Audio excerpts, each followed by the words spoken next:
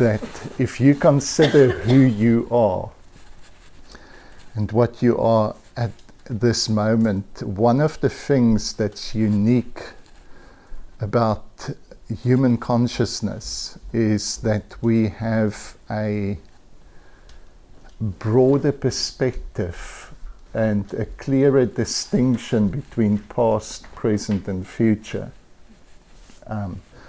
than other forms of life. And we're going to look at the beauty of other forms of life and even just the beauty of this material realm, this natural world. But I wanted to start off almost with the conclusion, and then we're going to start at the beginning again. So part of what makes you uniquely human is your capacity to have a broader perspective of where you come from, where you are, and where you're going. If you look at animals, the simpler the animal becomes, the smaller its perspective, the more it is focused just on the present. And there's a blissful joy about that. There's something we can learn about that. I grew up next to the Kruger National Park, and it's for me interesting that we've got one little, the national buck in South Africa is called the springbuck, and Lions finds it delicious. Me too. But this little buck is not really that concerned about all the natural predators in its environment. It's just happy eating. It's just happy enjoying life. And why they call it the springbuck, spring, it's the Afrikaans for jumping buck. It would just take off like 2 meters in the air. It's like an amazingly bouncy little buck. And when danger comes, it reacts to the danger, it runs. But when its danger is over, it kind of shakes off the adrenaline and it continues to enjoy that moment. It doesn't live in deaf consciousness. It doesn't live in this awareness of one day I'll be eaten. It just lives in that moment. So that's something that's unique about human consciousness, is we have this ability to have a much larger narrative story. We look further into the past, and sometimes we get lost there. Sometimes we try and work out what could have been. We live in the regrets. We live in what are the other options? And the past can rob us of the moment. And we look into the future, and sometimes we can get lost there as to where should I go, what securities, etc. And so a unhealthy relationship with either the past or the future can rob us from the intensity of experience and satisfaction that's available in this moment. So this is where I want to go with what I want to speak about today, and it might take us a while to see how they all relate. But a healthy relationship with the past and a healthy relationship with the future means that this moment can be much richer and offer you the treasures and the beauty that is available right here and right now. So that is the context. Now I want to kind of zoom in on that little word experience. What do we mean by experience? I think generally what philosophers and those who thought about this word, what they came up with is there's some form of interiority to experience. If things are only related externally, then it's difficult to call that relationship an experience. And there's been both scientific and philosophical and theological ideas that basically says that everything is just related externally. And since Newton, started giving us the laws of nature, there's been this growing awareness and this push towards saying everything that exists is really little particles, and the way they relate is through external laws. And if that is true, then if we just know all the laws in detail, and if we know all the variables, information in details, then we can predict the future with absolute certainty. And so within science, it's called deterministic materialism, that basically everything, even your feelings and your thoughts, are just chemical reactions that works according to laws. In theology, we all know that there's some ideas that kind of thinks that God knows the future with absolute certainty, that nothing surprises him, that everything's already determined. So there's kind of the same ideas, whether it's theology or science, this idea that basically possibilities is an illusion, that certainty is really, we're just ignorant of the certainty that's coming. So one of the alternative ways of viewing nature, and this has always been part of science, part of philosophy, part of theology, is this idea that the future is truly indeterminate, that it's truly open, that it has not been determined. Now, one of the philosophical ways in which that is expressed is that possibilities are real, that what constitutes our universe are not little particles that interact based on external laws, but that there is an interior connection as well. So let me put this in scientific. I'm going to jump between science, philosophy, and theology, if that's okay. So in the scientific realm, we have the Heisenberg principle of uncertainty. That's exciting. We should have an equivalent in theology. But this principle basically says that even if we know all the influences that we're going to exert on a particle, we cannot say with certainty how it will react, because part of the reality, can I have some water? Thank you. Part of the reality of all of nature is that there is a field of possibility. Now this threw science a curveball, because this meant that things aren't determinate, that there's this other, what they call, wave of possibility. And this is really confusing, because physics and science wants to work with physical stuff. But what is a possibility? Where do you get a possibility in a physical form? Possibility, by its very definition, is something that does not exist. Okay, so in what way do possibilities exist? If you think now, where would you locate possibilities? If we think of future possibilities, it gives us a clue. We think of it. So possibilities exist in a mind-like realm.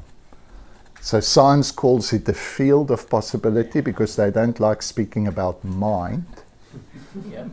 But the only place where we know possibilities exist is in mind. And so when Heisenberg and the people developing quantum physics started speaking about there's something out there called possibilities, and the implication of this field of possibilities means that it is not only your past that determines your future. But yes, your past, and for all of us, we have a past that has brought us to this moment. And that is part of the influence upon what we are becoming. But in addition to the influence of our environment and our past, there's another influence, and that is the field of possibility. And this possibility is not limited to the past. This field of possibility opens up avenues and directions that is more than just reconfiguring the influences from your past. Let me jump back into just the science, and then we'll get back to you again. So we were asking the question, what is experience? And we said that experience is more than just external relationship. Experience has an interior dimension to it. And the amazing thing that Heisenberg and quantum physics are telling us now is that even the smallest particles of reality has got an interior dimension to it. Because these particles do not just react based on exterior influences, but they are also influenced by possibilities. They have to make decisions. Those decisions are unconscious. I'm not suggesting that all material reality has consciousness like human consciousness. It's unconscious. Nevertheless, it's a mind-like quality to decide between possibilities. The word decision, it's got a similar etymological history as incision. It means a cutting off. When you decide, it means you cut off certain possibilities so that only one possibility remains.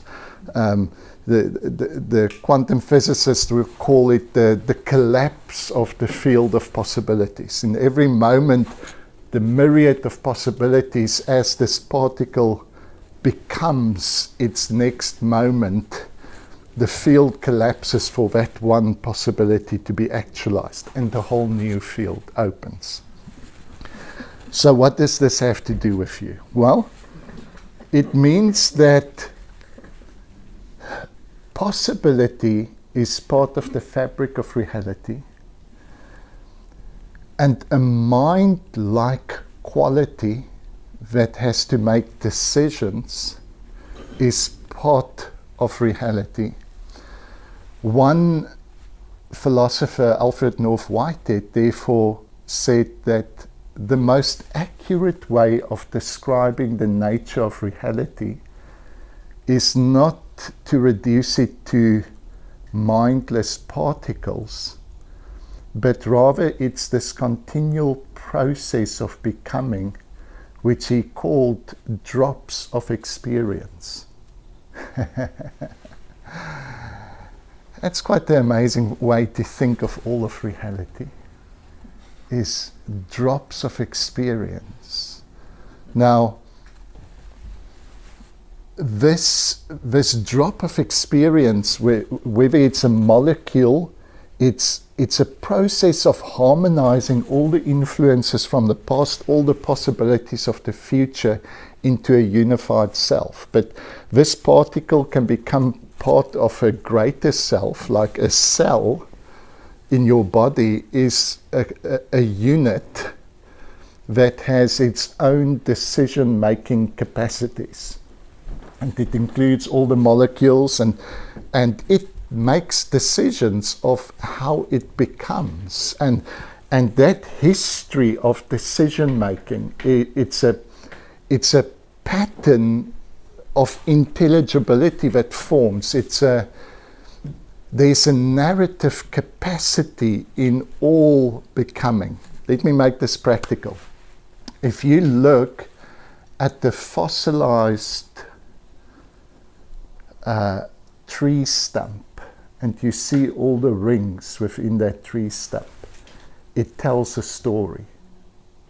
If you look at the flowers, the bees, the birds, it tells a story of co-creativity, of creatures who have adjusted to one another, who have worked together to find a harmony that complements their existence to such an extent that they cannot exist apart from that relationship and that harmony. So within all of creation, we have this narrative capacity. Can you see that?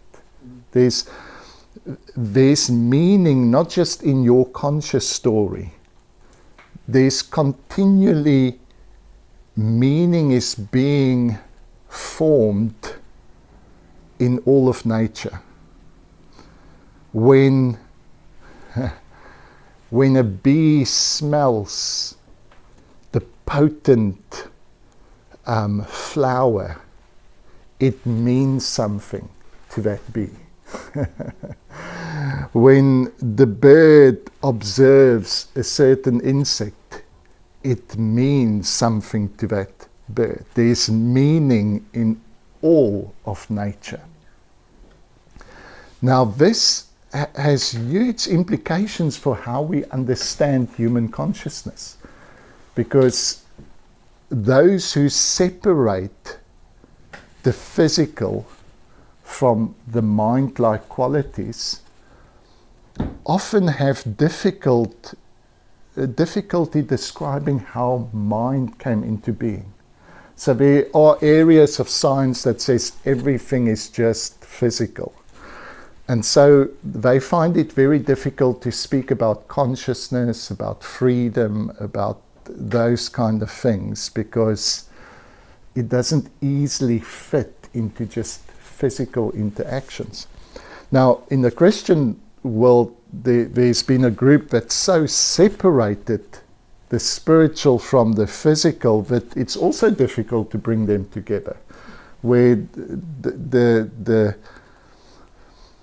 the mind-like qualities is so otherworldly, such a different dimension, so spooky that we don't know how they relate to one another. But in this view, where we say that mind-like qualities and physical qualities are one,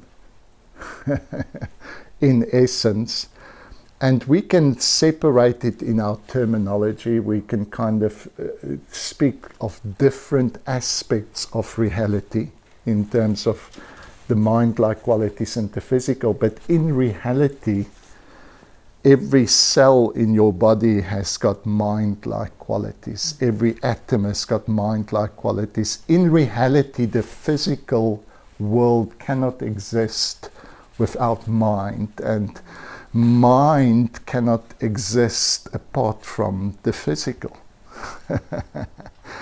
Now this brings the idea of what human consciousness is to a totally different it changes the question, because instead of asking how could material stuff bring about consciousness, we can now say that consciousness lied dormant within all material reality long before the human mind came into existence. That it lay dormant in the form of experience. And experience continued to become more complex, continued to pursue greater diversity, greater intensity. Let me try and find another context. Amazing theologian John Hort, in one of his books, Resting on the Future, he kind of gives us an idea of the size of the story that you are part of by saying, if we had to divide our cosmic history into 30 volumes of books. So our cosmos is about 14 billion years old. If we had to divide that into 30 volumes of books, each volume has got 500 pages, and each page represents 1,000,000 years. That gives you an idea of the size of the story that you are part of. Now, for the first 20 volumes, nothing interesting happens. Really, it's kind of gases, and very elementary gases. It's hydrogen, and not even the heavy metals that your body is made of existed in the first 20 volumes. But somehow, these molecules were, these elements were seduced to become more than what they are. And they were drawn, eventually they congealed together, they rubbed against one another, friction kind of gave birth to our first stars. And the elements that your body is made up of had to be cooked up in stars for billions of years. And it's when those early stars exploded that our planet and other stars started forming, that the possibility of life on this planet emerged. Now, if you were a spectator during those first 20 volumes, just looking at what cannot be seen, gases floating around, I think it would have been a stretch of the imagination to say, from this lifeless floating gases, flowers and butterflies and trees and planets and stars would somehow come from this.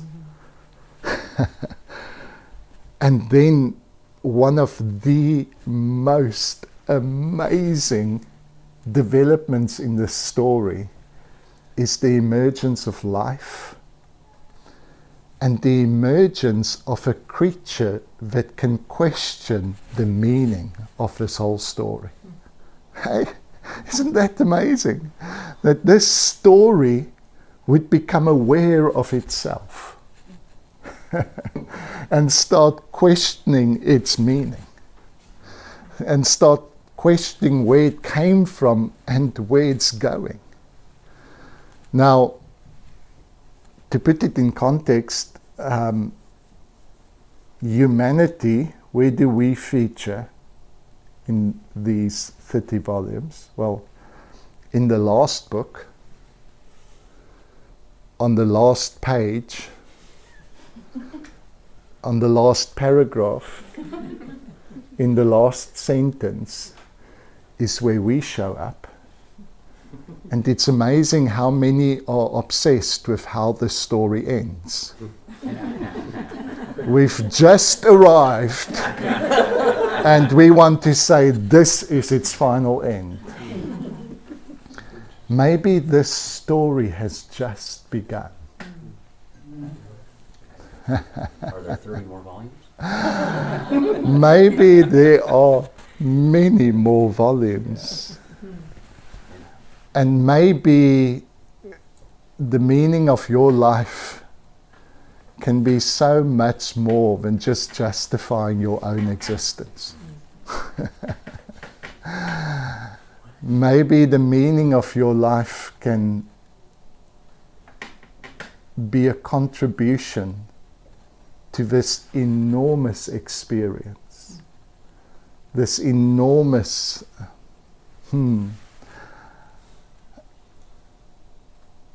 many years ago, I had an experience, and I was first tempted to call it a dream, but then in the midst of that experience, I felt this is not a dream because I'm still experiencing it. But it started off in a dream. The Bible often speaks about dreams, and it's the biblical terminology for the unconscious, that there's a part of us that is in connection with this cosmic experience. And this unconscious part of me, I think sometimes God just allows us and invites us into His consciousness. And I think that was one of those experiences, because mostly we go through life as an embodied perspective. What makes you you is your unique perspective and experience in life. But sometimes we are invited beyond ourselves. And for me, this was one of those experiences where in a moment I somehow saw the cosmos, and I saw myself dissolve. I'm still struggling for words as to how to explain it, because seeing yourself dissolve might sound scary. And it was for a moment. I thought that's so important, and there it goes. It's just dissolving. How much of my life did I spend protecting this little thing, and there it is, just dissolving.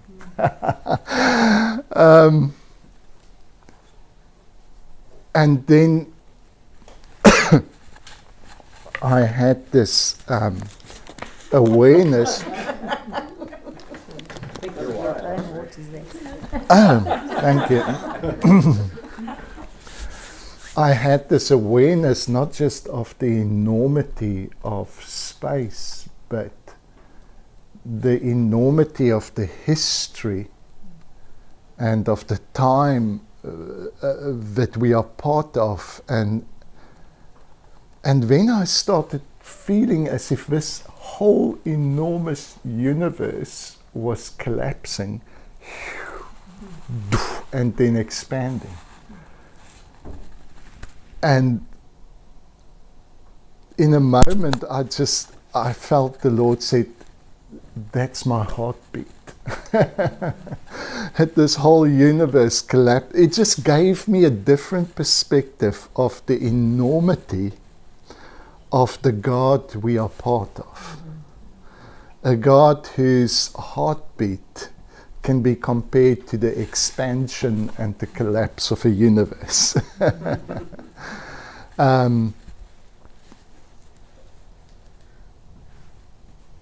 Now, very often when you read books about big history that wants to put our human lives in the context of our cosmic history, they kind of do that in order to give you the sense of how insignificant you are. Whereas I think what is revealed in the incarnation is how significant your finitude is. Because in this cosmic experience, and so let me bring God more specifically into this. If the possibilities that exist, even according to science, they call it the field of possibilities. If this field of possibilities is what John intuitively wrote about when he spoke about the logos. The logos means it's a mind-like logic that underlies all of reality. This thought, this word, this mind-like structure, if that field of possibility is the mind of God, it means that God participates in the becoming of every molecule. He participates in the experience of all of creation. And this is what John says in John 1 verse 1, that in the beginning was the Word was with God, the Word was God, and nothing comes into being except through this Word. Now, if it means that the mind of God is saturating all of this cosmos, that this cosmos would not be except that this field of possibility exists, then it means that God participates in each and every experience. Now, what's overwhelming for me is the idea that our experiences somehow contributes to the experience of God. If God is not a separate entity, but a present possibility, if this union is so intrinsic to what makes reality, then we are part of God's becoming. This specific event that's happening now, this specific experience, some of it's familiar.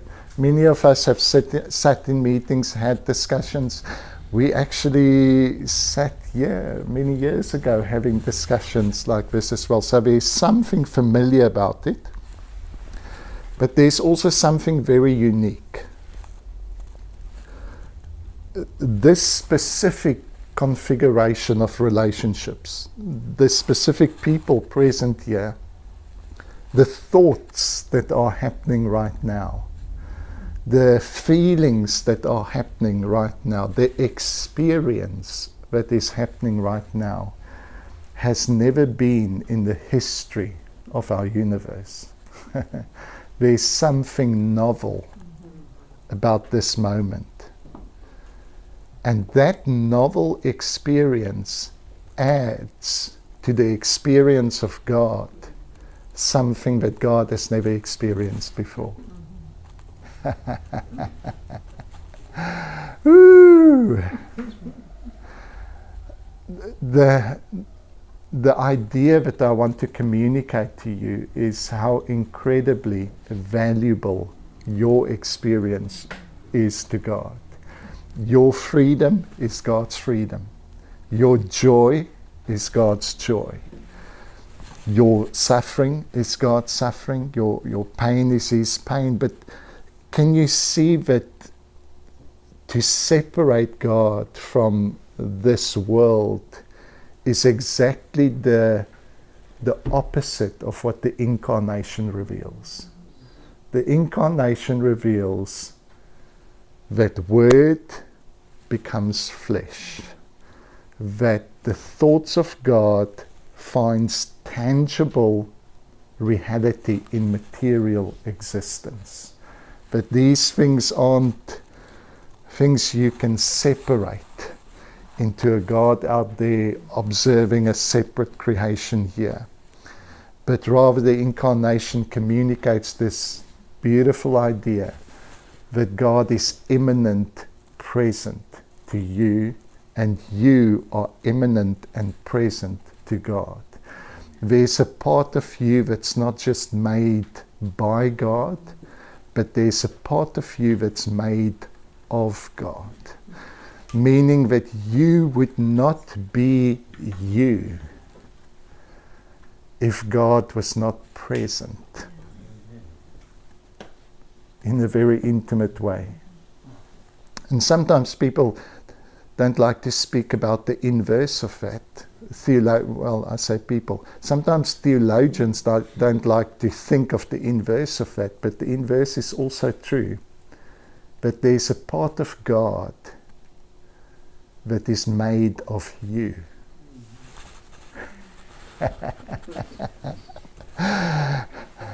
That God would not be God without you. Not the God he is now. Isn't that what Jesus reveals when he says the true God is God with us? Yes. In other words, the true God is not God without us. The true God is God with us. There's something about your finite life that has infinite value. There's something about your finite experience that contributes to the experience of God. And it's something so precious that he will preserve that for all eternity.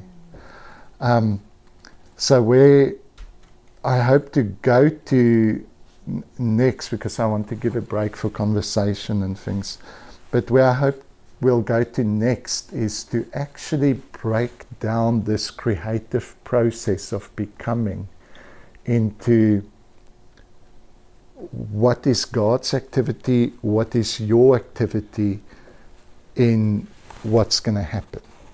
You know, how does the possibilities of the mind in the mind of God and the actual events that happen in my life, to what way does God contribute to it? To what way do I contribute to it? And how can we maybe find a harmony in that to produce greater beauty and greater value? Because if we look at that 30-volume book, the story, despite many ups and downs, the story has a trajectory. And that trajectory is to greater diversity. Even if you don't think of 14 billion, let's just think of the few billion years of the Earth's existence. 3.8 or something. Those when our planet first formed, there was no life.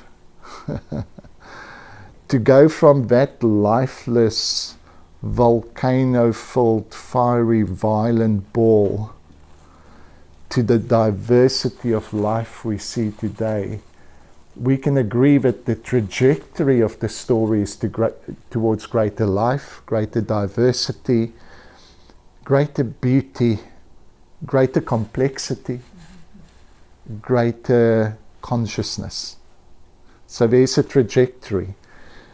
What pulls things in a direction, and in what direction is it pulled? If there's no gravity towards greater diversity and consciousness and beauty, why did this evolve? Why did the molecules not just be happy being what they were? Why did the hydrogen, all the elements, why didn't they just stay as chaotic and formless as they were? What births greater order and complexity? And so we want to look at that lure, that seduction. What part does it play in creation? What part does it play in your life? And how can we cooperate with this drawing towards greater meaning, greater beauty, greater that. So